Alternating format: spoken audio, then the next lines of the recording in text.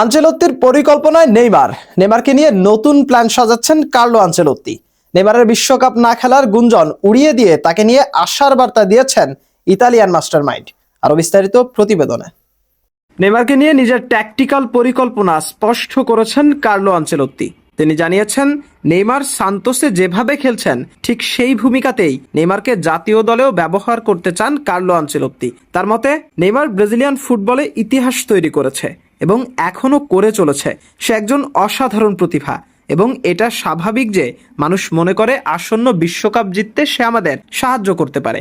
বর্তমানে তাকে সিবিএফ এবং আমি পর্যবেক্ষণ করছি এবং তার কাছে এখনো 2 মাস সময় আছে এটা প্রমাণ করার জন্য যে সে এখনো আসন্ন বিশ্বকাপে খেলার মতো যোগ্যতা রাখে। তবে এখনই কিছু চূড়ান্ত নয়। আগামী 2 মাসে ফিটনেস ও ফর্ম প্রমাণ করাটাই সবচেয়ে বড় চ্যালেঞ্জ নেইমারের সামনে।